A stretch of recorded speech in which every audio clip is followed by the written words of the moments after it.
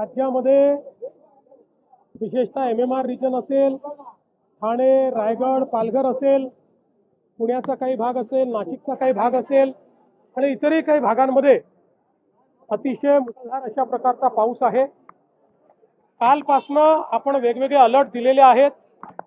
विशेषतः या भागामध्ये 6 तारखेपर्यंत सातत्याने अतिशय मुसळधार पाऊस असेल, वादळं देखील येतील, ॲव्हरेजच्या पेक्षा कितीतरी जास्त पाऊस होईल अशा प्रकारची जी काही अलर्ट्स आहेत ही अलर्ट्स आपण देतो। त्या भागातल्या नागरिकांना देखील आपण सातत्याने दर 3 तासांनी SMS देखील पाठवतो।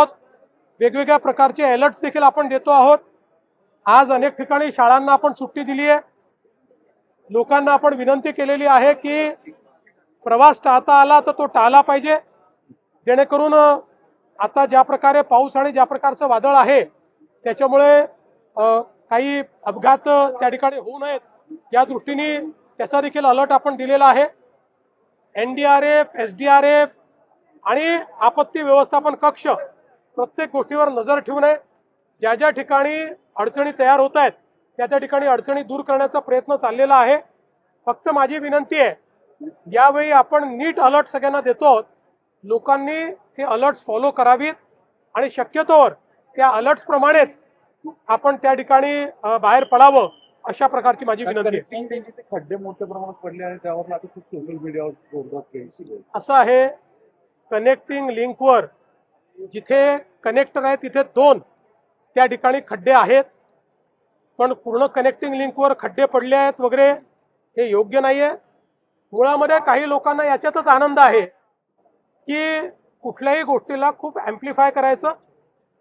आपल्याला कल्पना आहे कुठलंही काम झाल्यानंतर पहिला पाऊस जो असतो या पावसानंतर त्याच्यावर दुसरी लेअर आहे, कारण त्या पावसामध्ये आपण त्याची ड्युरेबिलिटी टेस्ट करत असतो। त्या पावसामध्ये त्या ठिकाणी काय अडचणी येतील ते आपण टेस्ट करत असतो।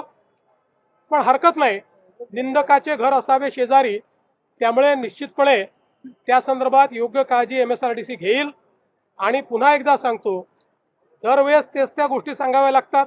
नवीन उड्डाण पूल केला की त्या ठिकाणी मास्टिक एस्फाल्ट आपण जेव्हा टाकतो ते सुरुवातीला जमाच होतं, त्याच्यानंतर मग ते त्या ठिकाणी योग्य पद्धतीनं चालतं। अनेक ठिकाणी आपल्याला केलेलं काम जे आहे ते सेटल करावं लागतं।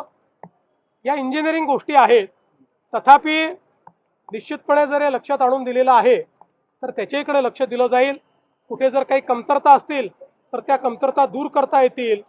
पण देशातला सर्वात उंच पूल, देशातले सर्वात रुंद बोगदे, देशामध्ये डॅमच्या खाली बोगदा हे पहिल्यांदा आपण करून दाखवलेलं आहे।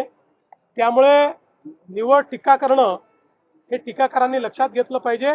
त्या इंजिनियर्स ज्यांनी हे काम केलेलं आहे त्यांनाही धन्यवाद दिले पाहिजे।